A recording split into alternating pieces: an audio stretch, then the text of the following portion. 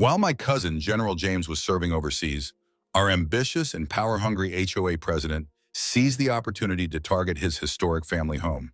She never imagined he'd return earlier than expected, with a U.S. senator on speed dial. What started as a petty violation escalated into a federal case, dragging half the HOA board into court and sparking national outrage over veterans' rights. Welcome to my channel. Don't forget to subscribe if you're into wild stories involving Karens and HOAs. I still remember the morning it all began. I spotted Karen Matthews outside James's house, blatantly snapping photos. She wasn't even trying to be discreet, just standing there in her designer workout gear, her immaculately polished nails tapping away at her phone. The same hands that once rubber-stamped construction contracts for her husband's company were now cataloging what she claimed were violations.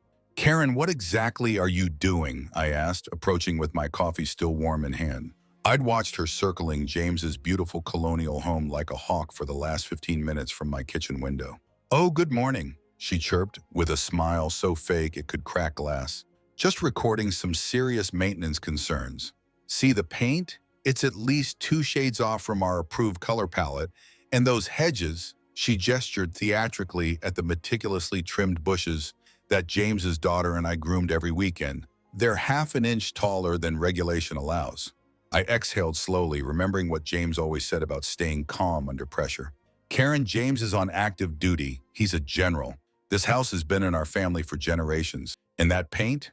It was approved 3 years ago by the previous board." "Rules evolve, dear," she replied sweetly, eyes glued to her phone. "And military service doesn't excuse negligence. Have you heard? A new community center proposal could raise home values by 30%. It was the first I'd heard of any community center. As she continued taking photos, unease settled in my stomach. I remembered what happened to the last 3 homeowners who dared to challenge her. They ended up with suspicious liens and endless violations. That afternoon, I dug through every HOA document I could access. And there it was, buried in the minutes from last month's meeting. A proposal to build a state-of-the-art community center, right in the middle of our block, right where James's house stood. The following week is chaos. House. Certified letters arrived daily, each citing absurd violations. The brass door knocker that had survived 2 world wars was now non-compliant. The rose bushes his daughter lovingly planted before James deployed were labeled invasive. I tried calling James, but due to his mission security protocols, I could only send emails, praying he'd read them in time. The HOA board members began driving by more often, jotting down notes. I installed security cameras after catching Karen's husband measuring the property line under flashlight cover at midnight. The final straw? Seeing Karen giving a private street tour to a group of investors in suits. I overheard her say, "This area is due for a total transformation. The old structures will be cleared, starting with that eyesore." She pointed right at James's house. That evening, I called James's daughter, Sarah, at college. "Something's not right," I warned. "They're planning something big. And with your dad deployed, the house is vulnerable." "But he's coming home in 2 weeks," she stammered. "They can't just take it. Our family photos, Mom's garden, everything's there." I wanted to reassure her, but Karen had a history. She'd outmaneuvered lawsuits and knew every loophole in the system. Just as I hung up, another certified letter slid through the door. The HOA was calling an emergency meeting for the next night to vote on the community center. My heart dropped when I saw the date.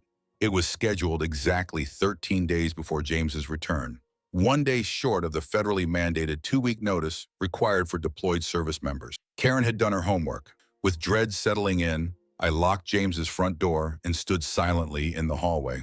A photograph of him receiving his first military command stared back at me from the wall. He once told me, "Battles are won with strategy, not just strength." That night, I realized this wasn't just a real estate issue. It was personal. And Karen had been orchestrating it all along. James always told me, "You win battles with strategy, not just brute force." That quote echoed in my mind as I walked home that night, only to see Karen's porch light flick on like a spotlight. She was already standing there in a silk robe, arms crossed, watching me from her doorway with that same smug, ice-cold smile. "Better take some pictures," she called out, her voice sugary sweet, "for the memories." She had no idea. I was already crafting my own counterstrike. The next morning, I was jolted awake at 6:30 a.m. by the rumble of heavy machinery. Through my bedroom window, I saw three massive yellow bulldozers and a dump truck barreling straight toward James's home.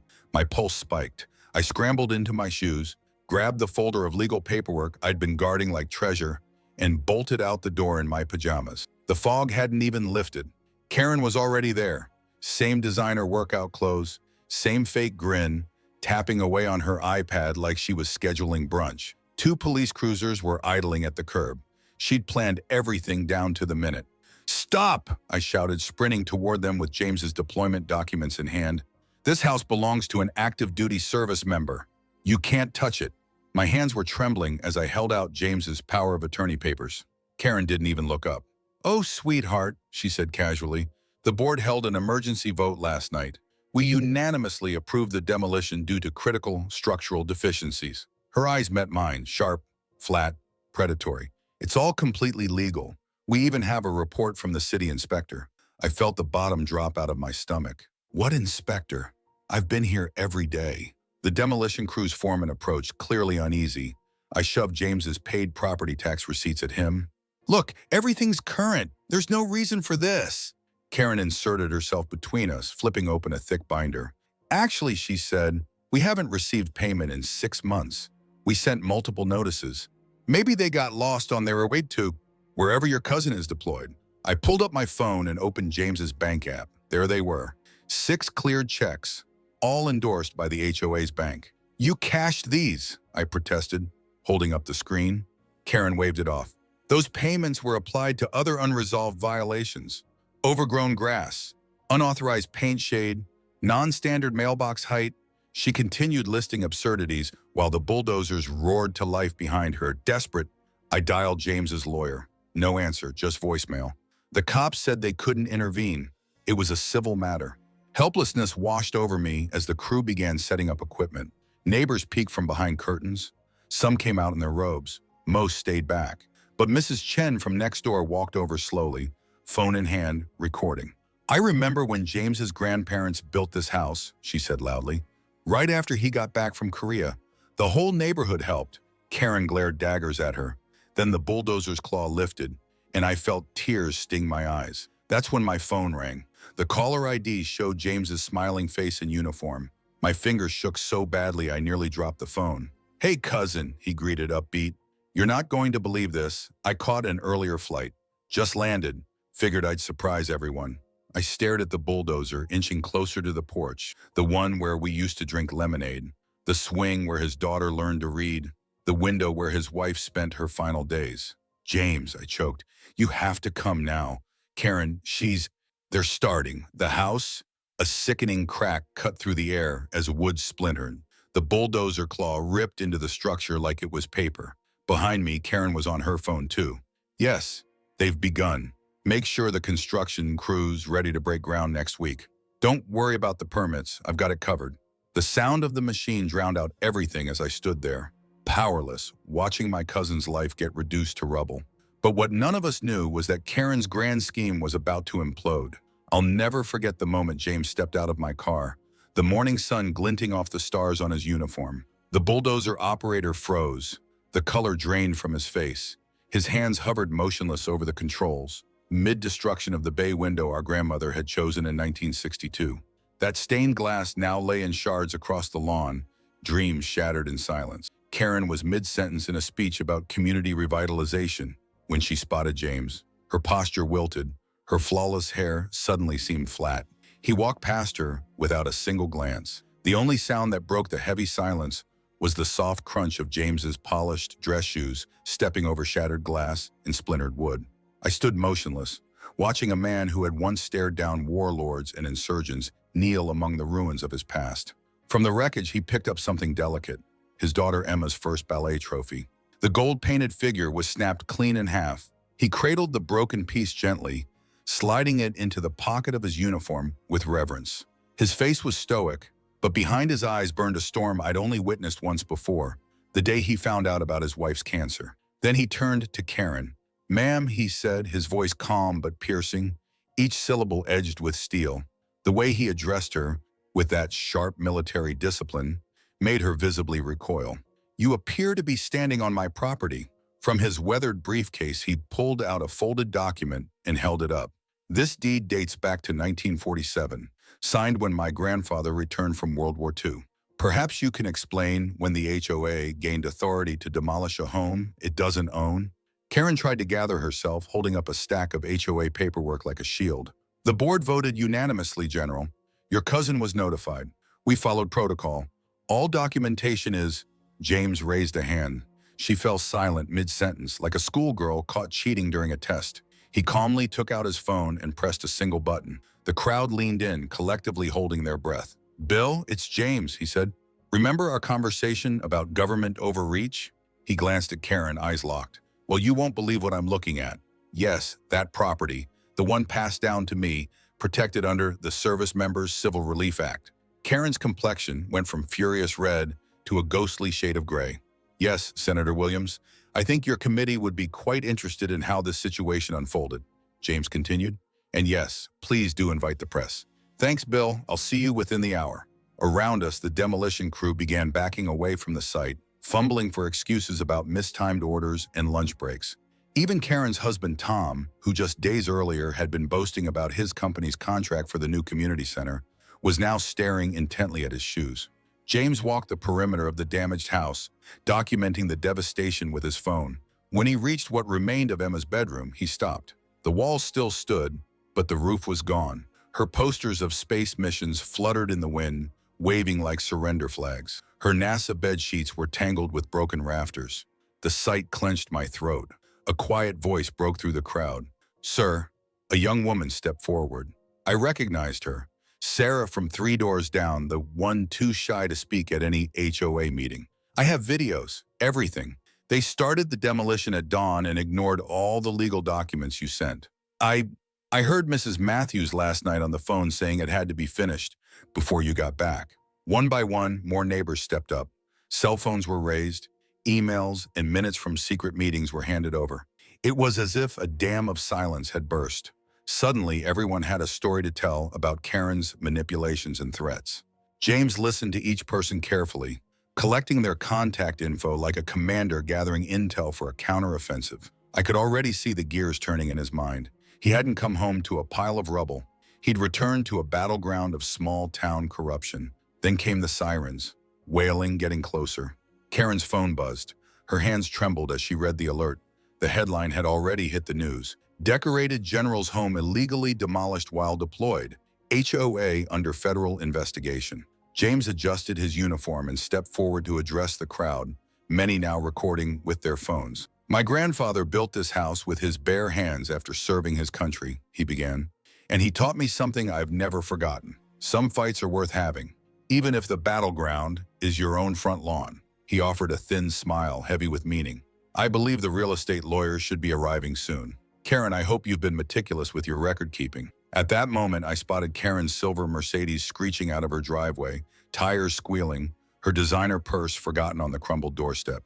But James wasn't finished. He had that same determined look I'd seen before every mission he led, steady, calculating, unshakable. James had that unmistakable fire in his eyes, the same look he wore before executing his most successful missions, calm, calculating, focused. As the crowd murmured around him, he pulled out another document and spoke with quiet authority.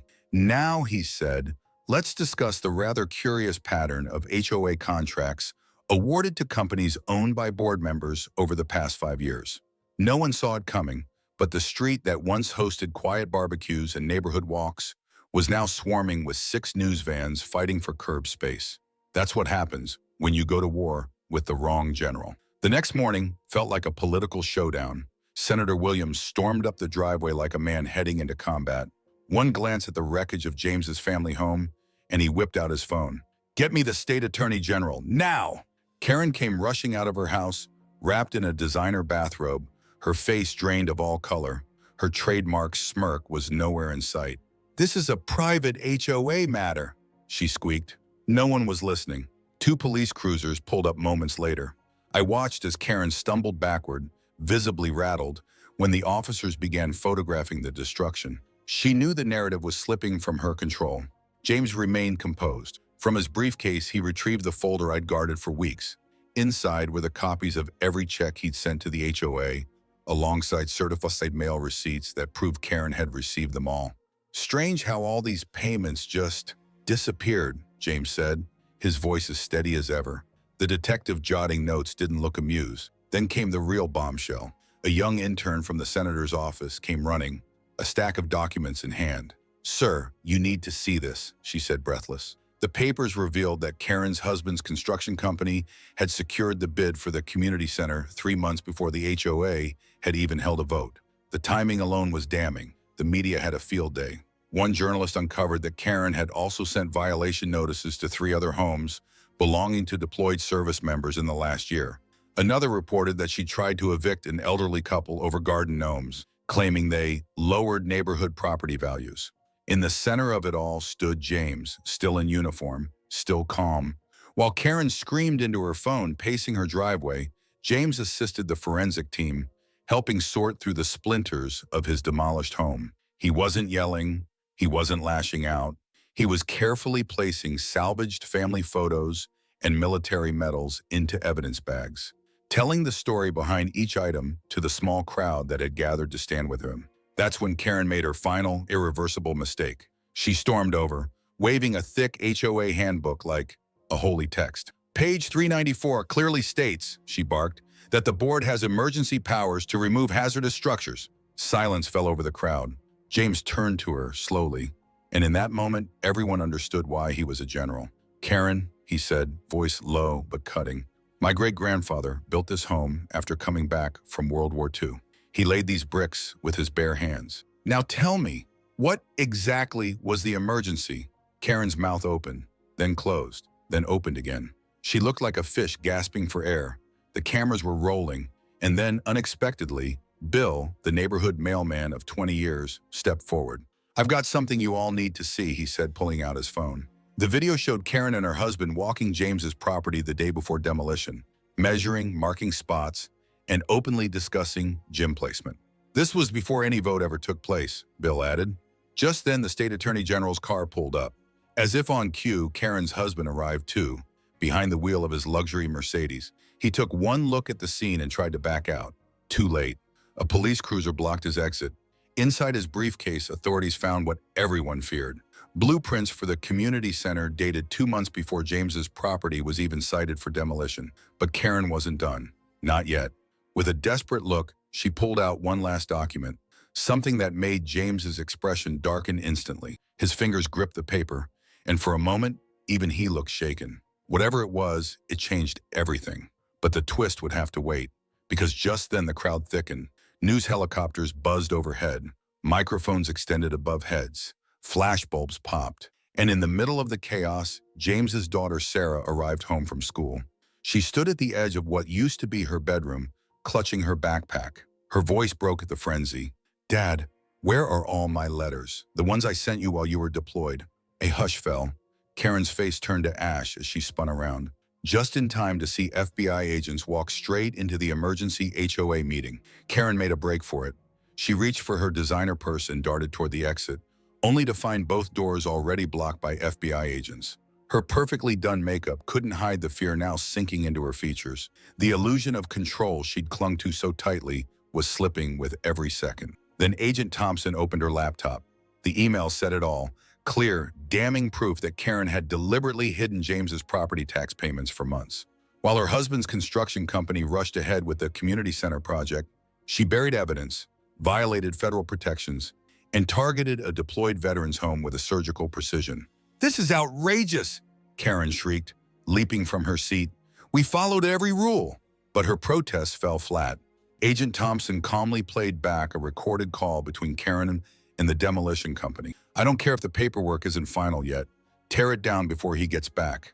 We'll fix the details later." The room fell into stunned silence. A collective gasp swept across the table. Mrs. Johnson, our elderly neighbor who'd lived beside us for 2 decades, broke down in tears. "You told us he abandoned the property," she sobbed. "You said he hadn't paid taxes in years." James stood silently in the corner, still in uniform, still holding his daughter's broken ballet trophy. He hadn't spoken since the agents arrived. He didn't have to. The truth now had a voice of its own. The FBI had uncovered everything.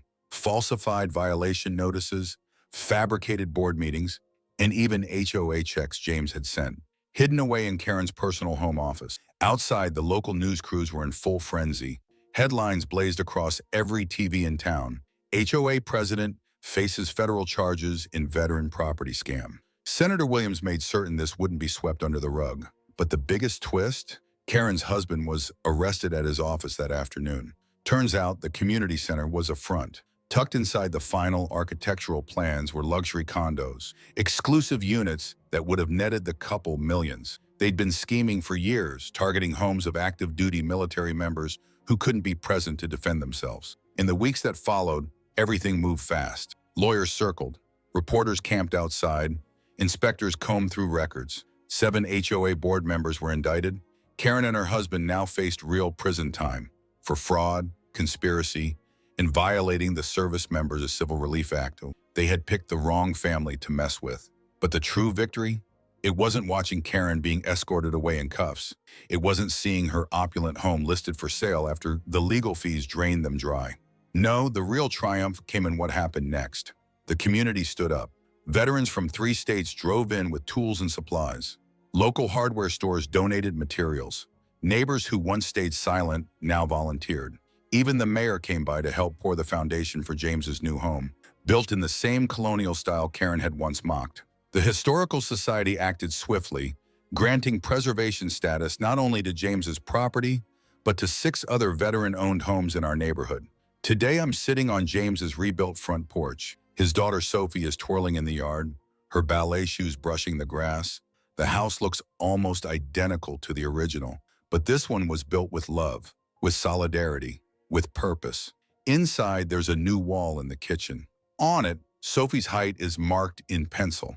Right next to it hangs a shadow vase holding fragments of the old house, shards of stained glass, a broken doorknob, part of the porch swing, memories that refuse to be bulldozed. And as for Karen's community center, it never happened.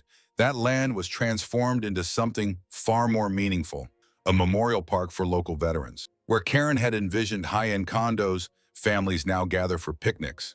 Children laugh on playground equipment, donated by the very companies that had once rejected Karen's shady contracts. And James, he never brags about what happened. When new neighbors ask about the piece of old front door mounted beside his military medals, he just smiles and says, "It's a reminder that home is always worth fighting for."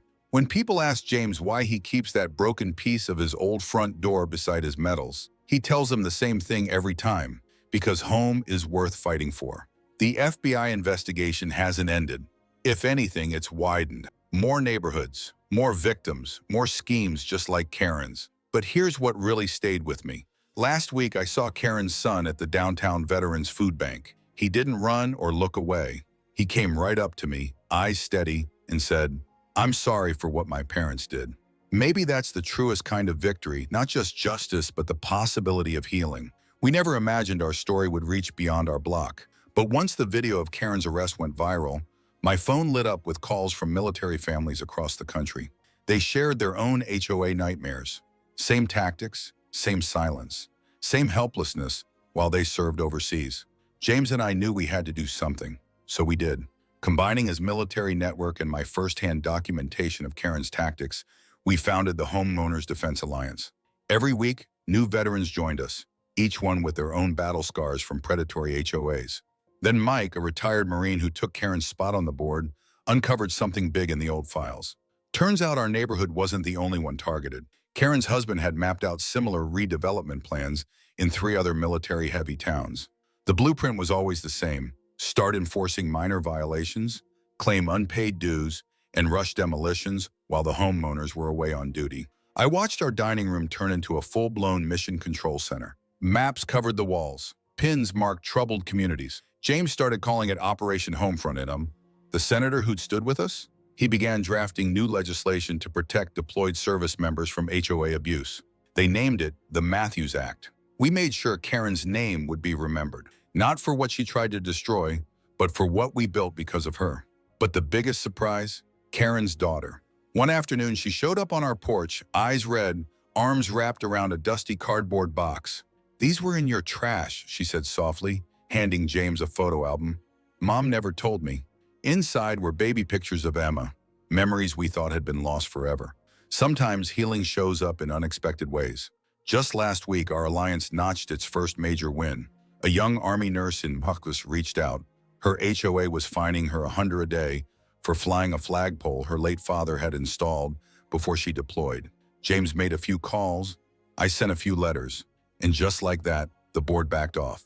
The flag still flies. And now, so does hope. As for the patch of land Karen wanted for her condos, it's no longer empty.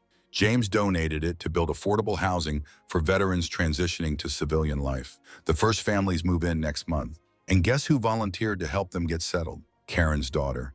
She says she wants to make things right. People often ask if I'm still angry about everything that happened. Truth is, I'm thankful. If not for Karen's greed, we might never have realized how many military families needed help. We might never have built the community we have now. Neighbors who look out for one another, even when the cameras are gone. Sophie, James's daughter, may have lost the house she grew up in, but she gained something deeper.